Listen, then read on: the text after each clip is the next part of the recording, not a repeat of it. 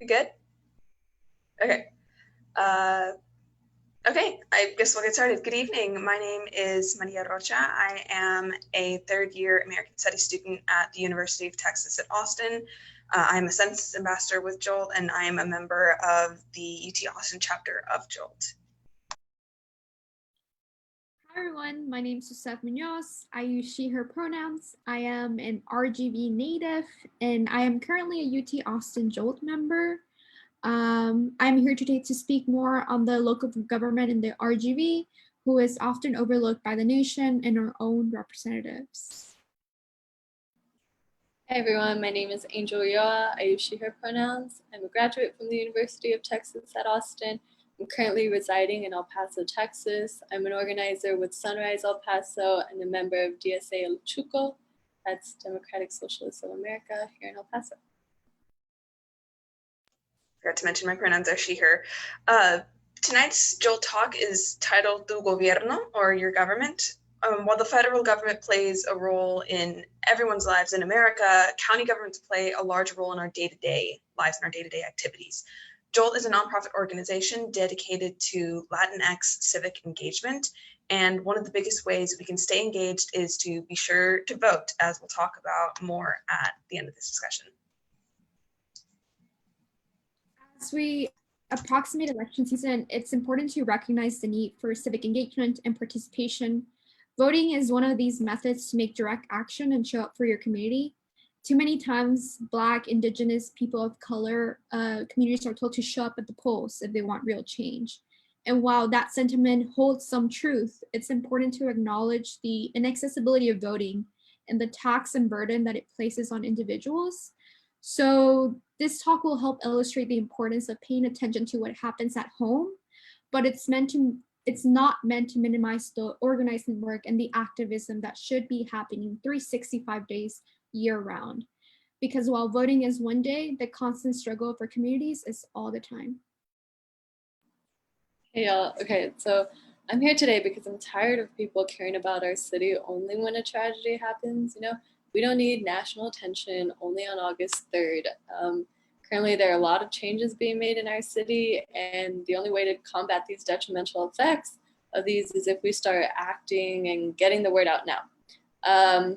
The majority of our city council members have continually failed us, and so a lot of us are taking it upon ourselves to start calling them out, to start applying pressure. And ultimately, our local governments make the changes that we are directly impacted by in our communities. So we need to start focusing on those local governments rather than these electoral politics that we like to talk about so much. This past weekend, I had a chance to sit down with some community members, and they really emphasized, I guess, for lack of better terms, how bad of a job our city council is doing to help them out during these times. So I'm here to call them out. I'll be operating as the moderator for tonight's talk. So that being said, we're going to talk more about what is a county government and what makes up a county government. Yeah, so there's 254 counties in Texas. That's a lot, but Texas is also big, right? So we'll start with just like the foundation. So what is a county judge? Depending on the size of the county judge has a wide range of judicial and administrative duties, and it is the presiding officer of the commissioner's court. Their duties and roles are presiding officer of the commissioner court, like I just said. They represent the county in many administrative functions. They serve as the budget office in counties with fewer than 225,000 people. They have broad judicial duties, such as presiding over misdemeanor, criminal, and small civil cases, probate matters, and appeals from the justice of the peace of court. Sorry, I pronounced that wrong. To put it a little bit into context, in Hidalgo County, they were the ones that signed our stay-at-home orders. So they were basically the ones that said like, oh, from 10 p.m. to 5 a.m., like no minors should be outside of their home. So like that's kind of their role. Their office also for my county, they released every day like how many people have COVID, how many people have been tested, And yeah, they have a lot of jurisdiction actually over what they do and what their office does, just because like, you know, it's like it's I don't know if this would be a good analogy, but they are kind of like a mayor, a type of mayor, because they do have a lot of jurisdiction over those type of things. And I think that I have personally learned a lot about the county judge during these COVID times, because I didn't know like they had so much power over their counties.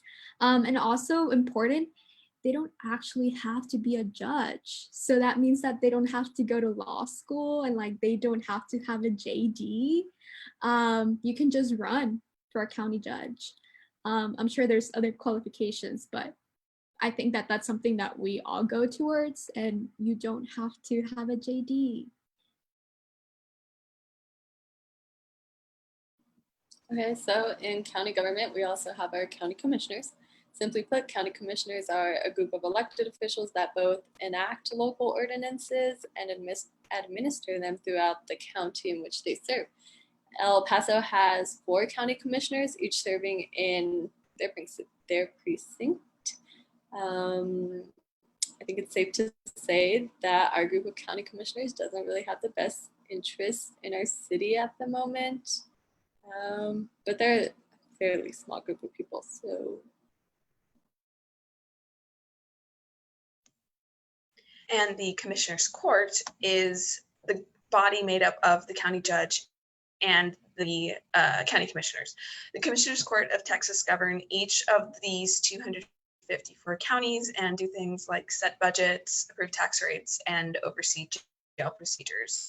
The Commissioner's Court is the governing body for county governments in only 3 states. Those states are Arkansas, Missouri, and Texas.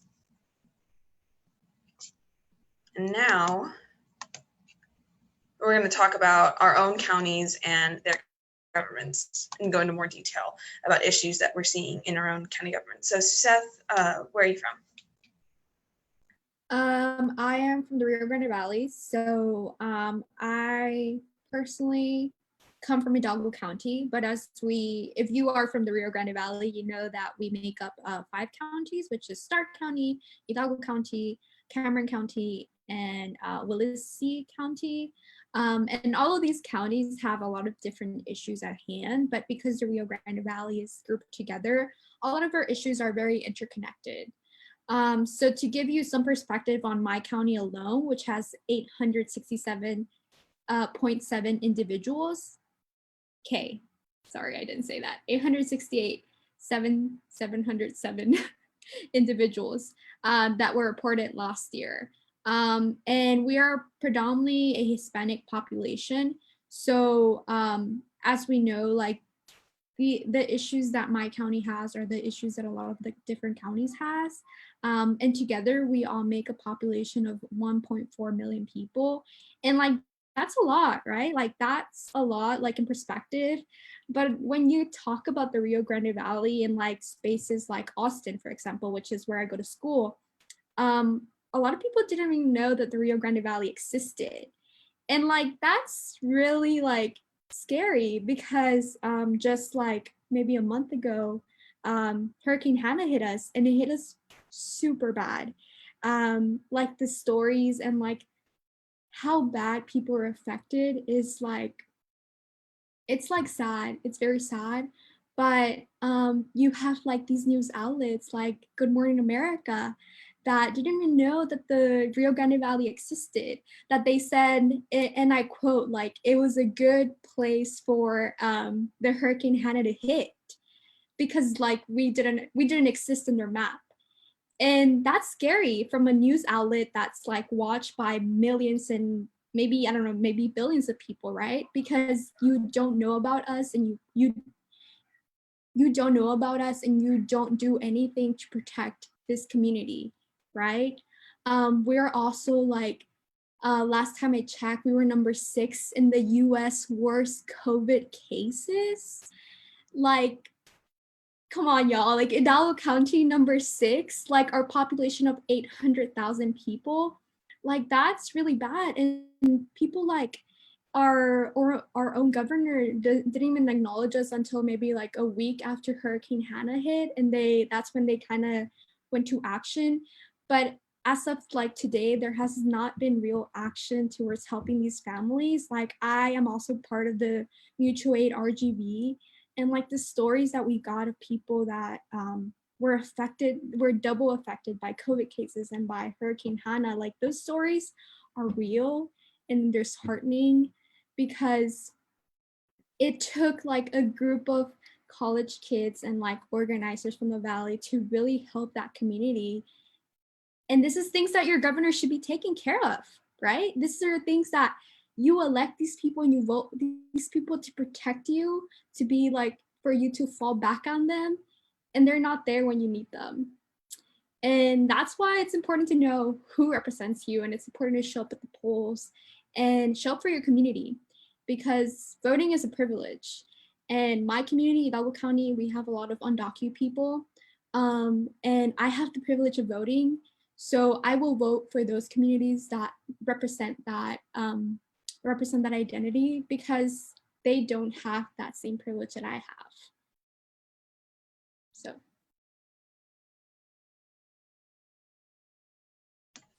Wow, I hated hearing about how outlets like Good Morning America said that the RGB was like, it was in a good spot, like to hit, because I have family in the Rio Grande Valley, and it just perpetuates this narrative that the Valley doesn't matter when there are, it's not that there are voters, it's not that there are workers, there are people.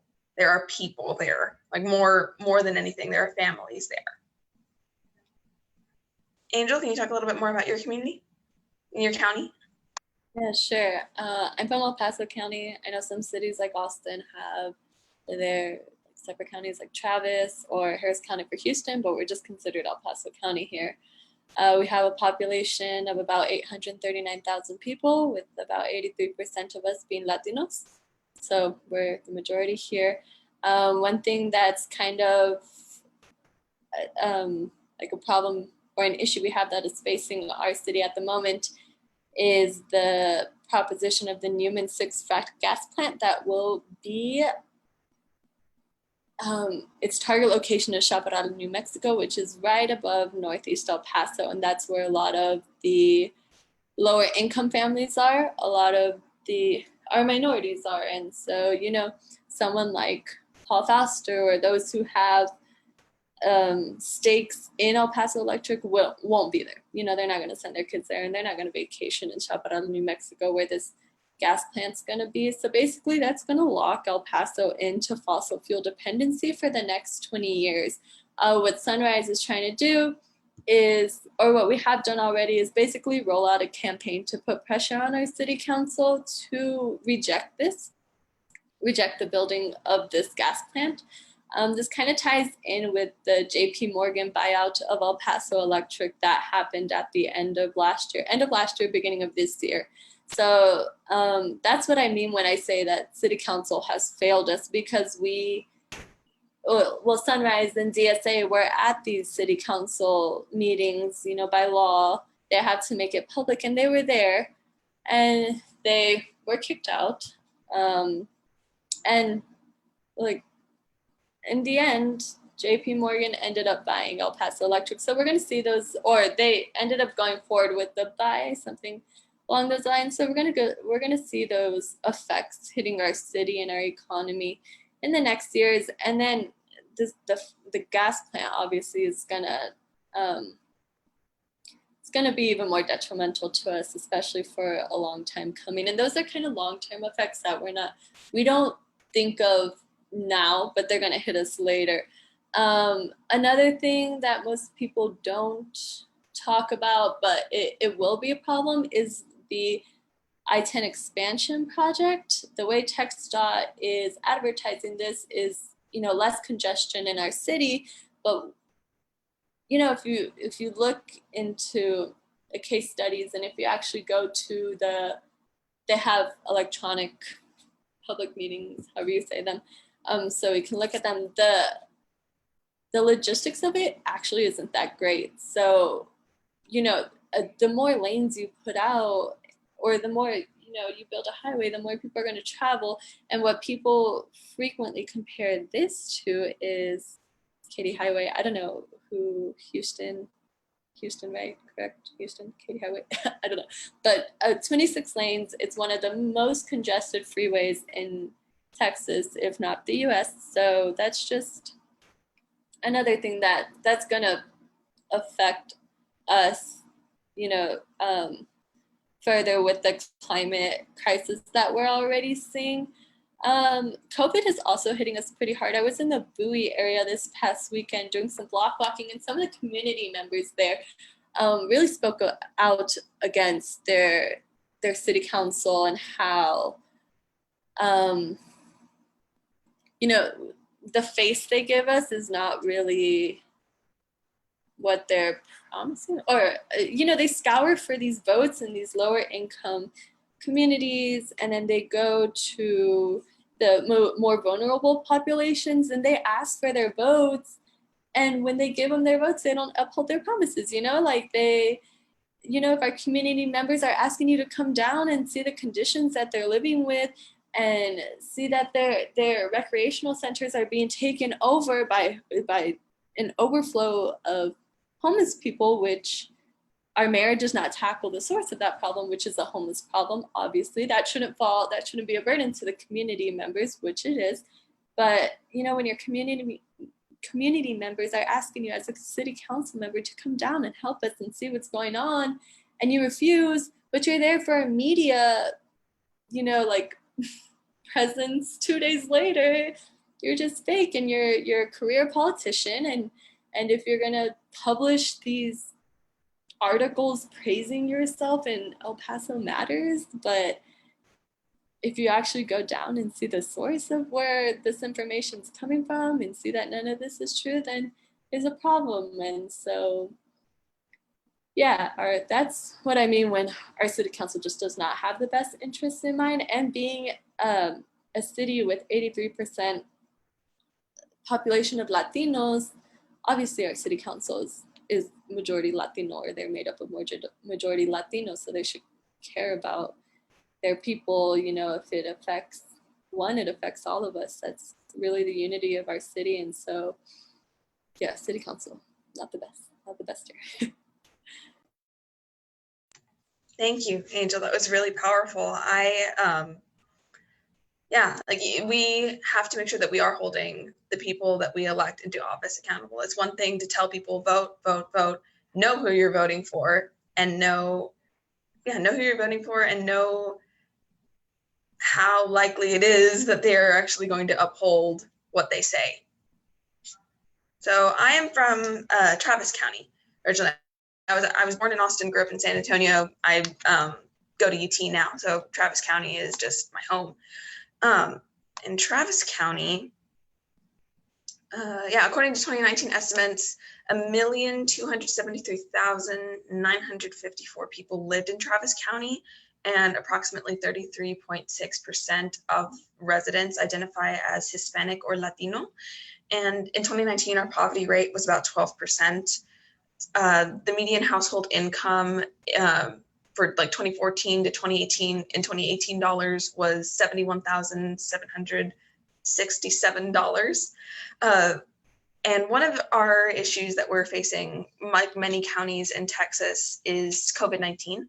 Over half of the reported and recorded COVID-19 cases in Travis County, and there have been a total of 25,640, are found in Hispanic and Latinx people. Hispanic and Latinx people make up about 52% of the cases that are reported and recorded. Many Hispanic and Latinx people in Travis County are essential workers, which puts them at risk of contracting this disease and spreading it to their families. Gentrification is also another well understood issue in Austin, in East and South Austin in particular. And by tearing up nature and housing sites only to replace them with more expensive housing, planners hurt Austinites who have lower incomes. So over the summer, when protests were happening in downtown Austin and on I-35, by standing on I-35, protesters made a statement about the racial divide in Austin. That's commonly known as the I-35 divide. There was an order passed in, I want to say it was 1928, that effectively created East Austin as a district for Black Austinites, and the housing was not adequate. It was not the same as what was on the other side of I-35. So by standing on I-35 and protesting on I-35, protesters made a statement about the racial divide in Austin. And recently, on a more positive note, voters under 40 made up 37% of votes cast in the Travis County Democratic runoff in July, and that's huge. You know, people say that the youth vote is something you can never count on. You don't depend on young people to get to the polls, but we flipped at least one race in Travis County, the district attorney race between Margaret Moore and Jose Garza.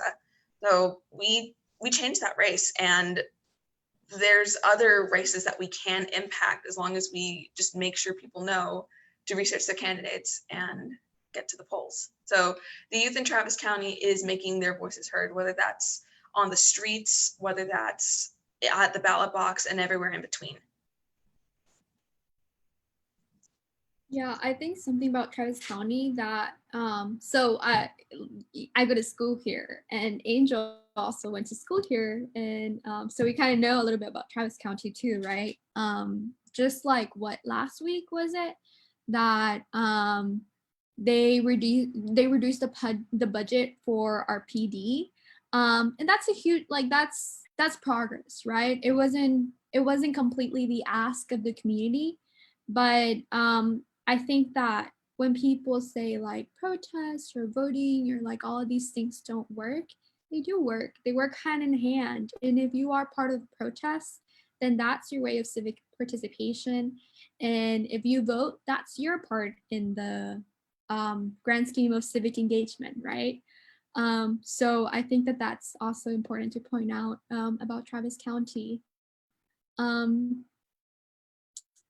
So we're here to basically like normalize talking about our county governments, right? Because I think that a lot of people are not informed. Our community shows up every 4 years, and while that's good, we also have elections like year round, right? Like Texas representatives get voted out every 2 years. US representatives, senators get voted out every 6 years. And like, these are things that we need to keep in mind, because your local governments are people that make your direct decisions and impact your daily lives. Like, they're the ones that vote on like budget cuts or like budget increasements about fixing roads, like making highways, not building highways where there are communities of color, right? So that's why both Angel, myself, and Maria are here to talk about that. Angel, do you wanna speak more on that? Yeah, it's basically the gist of this talk in this upcoming election and in the past years, and even it should have been apparent in 2016 how much electoral politics suck, but it's okay, we learned the hard way. So focusing on local government is kind of where we're shifting our focus at the moment. I think, I don't know if nationally, but I do see that being a more popular trend. What I also see is a lot of people feeling more comfortable to demand more from their politicians and their city council. Yeah, just call out the career politicians, because we've progressed past the need for career politicians, and we have to realize that they work for us, you know, and we should feel comfortable demanding more things that we want to see in our city. You know, if they're going to demand our vote, why don't we demand to have basic human rights in the cities that we reside in? Yeah, so I mean, city councils should represent the direct needs of the cities they serve, yet we, at least I don't see that here. You would think that that higher or more I'm just gonna move on from that thought. But yeah, I mean, yeah, let's just shift our focus away from electoral politics, and during these times kind of realize that to tell people, oh, just go out and vote, you know, or go out and do that in electoral politics is a little tone deaf at the moment. And yeah, and demand more from your local representatives and your local city council. I do have a few candidates in mind running in this election who have been on Sunrise calls and who have, you know, collaborated with us, and they're really about what we have to say. And those are the type of people that I want to see win in November. And yeah, and I don't mean electoral politic wise, I mean local city council government. Yeah, something, a thought that I just had, like a realization that not realization, but just something that I thought of while you were speaking is that if they're going to demand our vote, we have to demand their accountability. So we need to if we're going to elect these people into office, whether that is our president, whether that is our school board, whether that is our county judge, our county commissioners, any of our like county governments, we have to know who we're voting for. So yeah, and I think now we will take it to our questions that we have been receiving. I apologize, my laptop gave out on me for a second, so that's why I was gone, but I am back. All right. In y'all's opinion, what is the most important thing county governments do?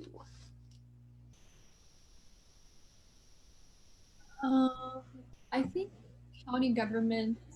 So like Angel was talking about city councils. Oh my gosh, city councils have tremendous amount of power. They legislate laws.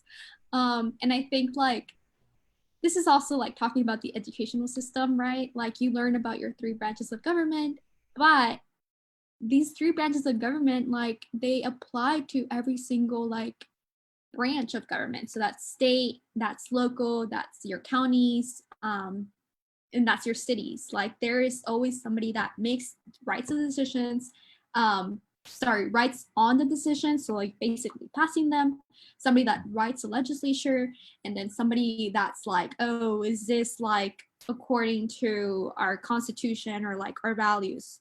And I obviously like I really like, I don't want to say like, I really simplified that, right? But yeah, I think like we learn about these three branches of government, but we never think about them like in our local level, because we're not taught about that in public education. That's something that I have come to learn like now in college after like 12 years of schooling. Well, 2 more now, right? Because I'm a junior. And these are things that you have to learn by yourself, like, and that's why we're here, right? Because too many times like BIPOC communities are left out of these decisions, and it's not because like we don't know better. It's because we don't have the same resources or the same time or the same flexibility to like go out and vote in the middle of the day, like elections happening in the middle of the week. Like, did y'all know that in Mexico they are a holiday and they're on a Sunday? Like, because they are so important. And this is for like national and local. And that's not a thing in the US. And that's why you see the disproportion of people voting, right? And sorry, that was like a little off tangent of the question, but I think city councils are like, I don't want to prioritize any one of them, but in my opinion, city councils have a huge amount of power that until now I feel like has been a little bit overlooked, but also like, you know, I'm learning. So if you knew that, good for you, but I didn't.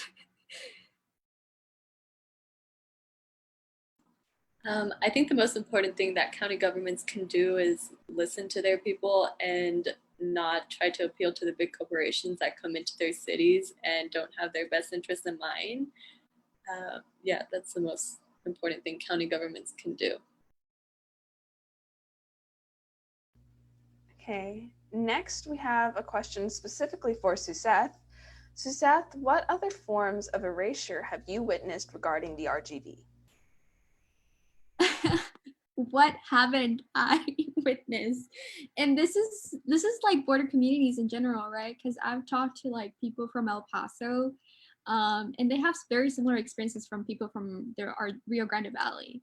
I think more people know about El Paso than than the RGV, but we have very similar issues. So, for example, we're a highly militarized area. We're very much like a policed section of the country in the state, right? Because we have Border Patrol, we have our PD, we have Texas Rangers, we have Customs, we have, what's the other one? State Troopers. And like, I don't know how many I named. I think it was like 6. I think that we're a border community, and that often like our narrative is co-opted and dearranged. Like we if y'all remember like those headlines of like how you know those headlines that I'm talking about, it's just like so disheartening to see that like our community is made an enemy, and but we're all like made up of like hardworking individuals, and yeah, we make up about like maybe 98% Hispanic population, but I think that that's also a reason why our narrative is so distorted. Our education system is not the same as like other more prevalent and like affluent areas in Texas. So when I came to UT, even though I got like a really good, in my opinion, a good education, we do not have the same budget, the same resources that other people do. And I think that the census is a big part of it, because some people don't know about the census, and like now that it's being changed from October 31st to September 31st. Anybody can correct me to that.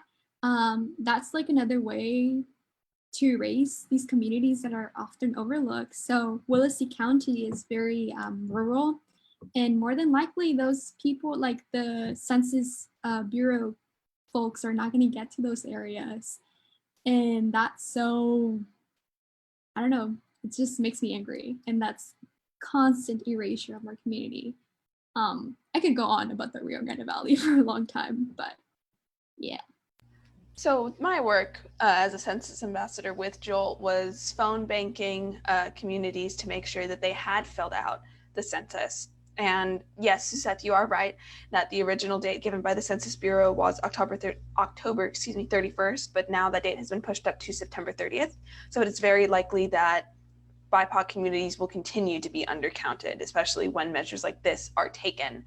So please fill out your census. Tell your friends to fill out their census. Make sure they've filled out theirs as well. We cannot afford to get undercounted any longer. So please fill it out and make sure that your BIPOC friends have filled it out as well.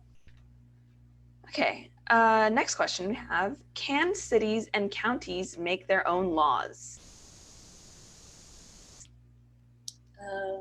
Yeah, that's where the county commissioners really come in, with their local ordinances and how they apply them to our city. One example that I think we need to make more popular in regards to laws and whatnot, we should all, in our respective cities, wherever we are, we should all have a Green New Deal that is special to our city, because they're different for everyone. And I think more people in our city council, whatever, need to start focusing on that. And so, yeah, just simply put, yeah, cities and counties can make their own laws.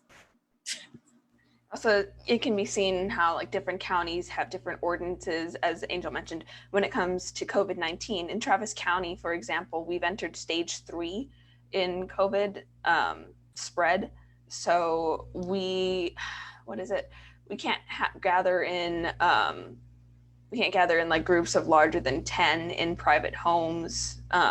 Essential businesses are still like operating and running. But yeah, like that can vary from county to county.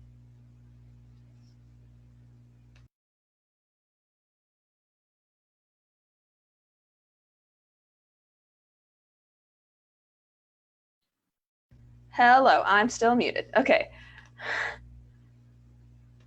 All right, next we have, is voting in off national election years important? Yes, yes, it is so important to vote in your elections, no matter what. Like presidential elections aren't the only ones that matter. They aren't the only ones that count.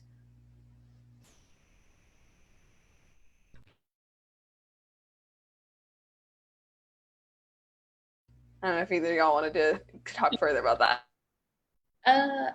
Nah, I think you got the essence of it. there's this one question. Can I read it? Because we're all kind of just Go for it. I mean, I want to say yes. If we care about national disasters, does the county government play a role in that?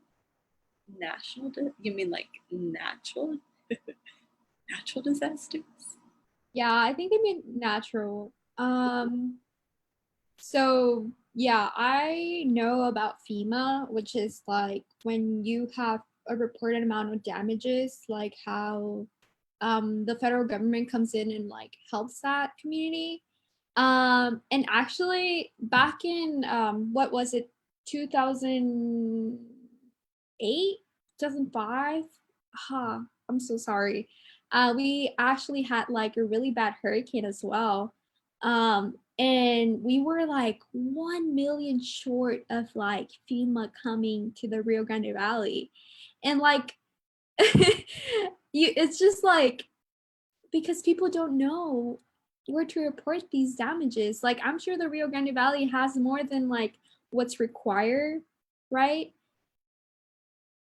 Yeah, so like we probably have more than what's required, but like our community didn't know or didn't have the access to these type of things. Like for example, like when Hurricane Hana, like I was in the Rio Grande Valley back like a month ago, and I didn't have electricity for a month.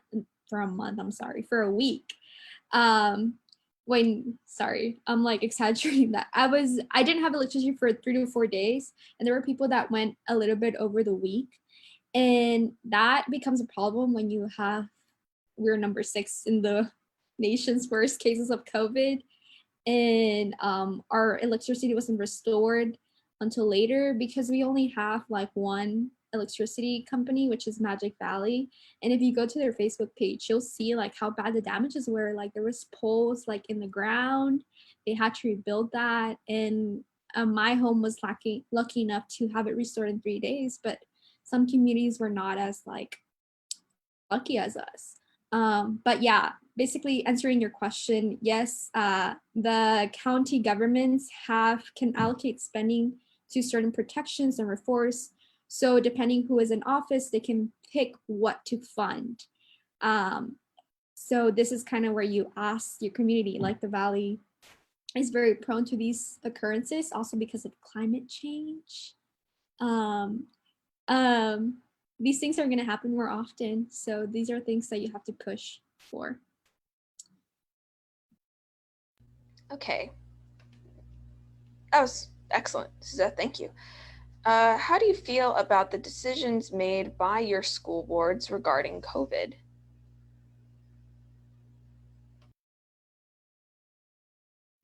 I'll be honest, I don't know as much about the Travis County School Board and their operations. I don't know enough about our school board's operations. Angel, do you know about yours?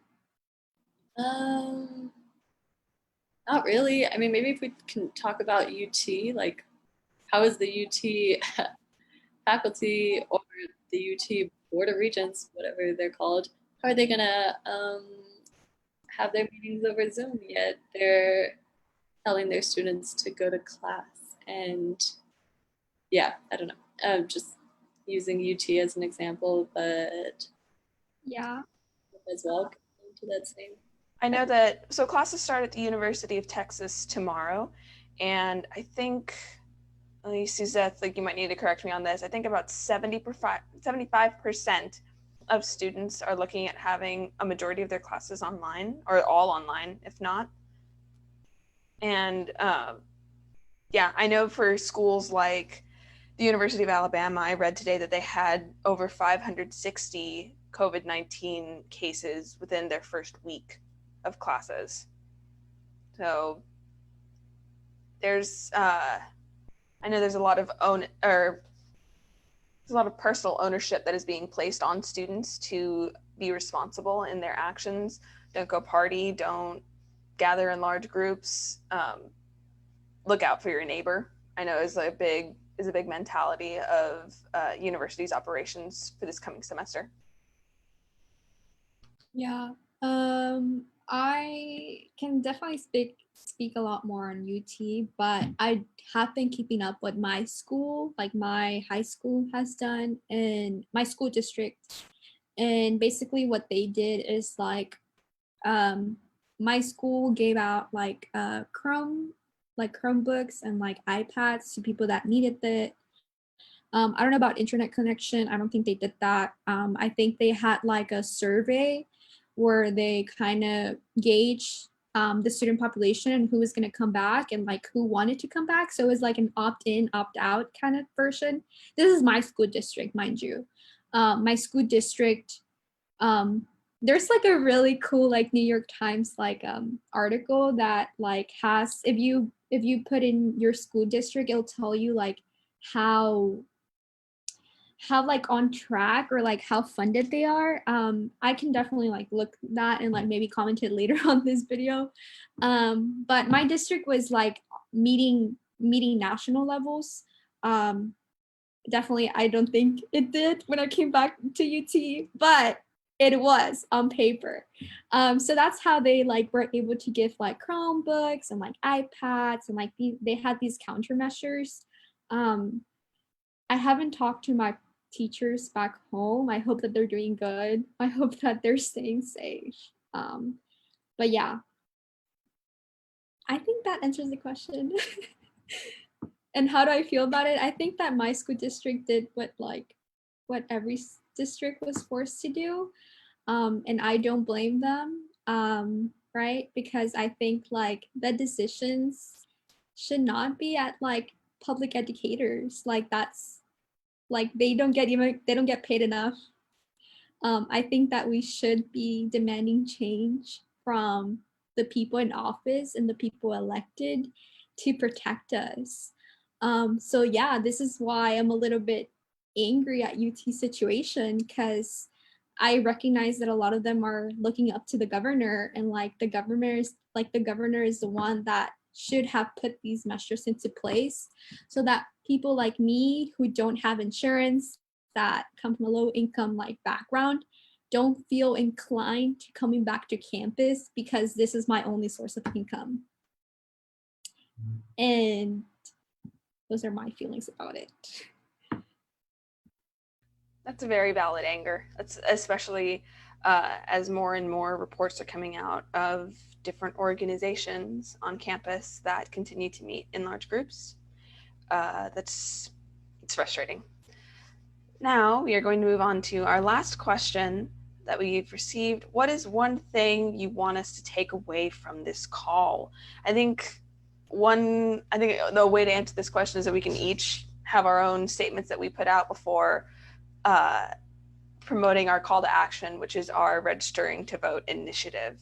So I'll go first. One thing that I hope people take away from this call is to pay attention to your county governments, pay attention to who you're voting for. The federal government does affect every American's lives, but the county government plays such a larger role in our day-to-day actions and in our day-to-day lives. So don't skimp out on those elections either. Yeah, true. Stop focusing on the president and focus on your city council, because the president doesn't care about you. One thing I want you all to take away is that, so we've seen this debate like voting versus not voting. And I think that's up to you. I think like BIPOC communities are told like, you should be voting by like affluent resource individuals. But at the end of the day, your struggle is valid. And if you think the way that you think, that's also very valid. But I also want you to keep in mind that if you're not voting, then what else are you doing for your community? Are you showing up to protests? Are you signing petitions? Are you participating in mutual aid? Are you donating? Like, voting doesn't have to be the only method of civic engagement, but you cannot sit there and let your community fall. And I want y'all to take that away. That voting is up to you and it's your decision, but also take advantage of like, I'm privileged enough to have that voting right, and I'm gonna do it because I care about my community. But I'm also donating, and I'm also participating in mutual aid. And I also, if I have the ability, I'll show up to a protest. So what are you doing to make that change? And what are you doing to help your community? Precisely. Electoral politics, voting has never been the end all be all. And it's not enough to just go put on the little finger sticky and go vote, and that's it. And then just you wash your hands of the entire matter. That's not enough. Especially, it never has been, and especially not now. So, as Suseth said, what else are you doing along with voting or rather than voting? So don't let that be your only action. That being said, Jolt does have an initiative to get people registered to vote. That website, we will add it later in the comments of this video, but it is joltinitiative.org/vote. We have a partnership with Register to Vote, in which we will send, we'll help you with your ballots, getting them to your new address. And for my college students like Suseth and like me, make sure that you are registered to vote at this new address, that wherever you may be, whether you're staying home, whether your address changed after the July runoff, just make sure that you are registered to vote at your current address.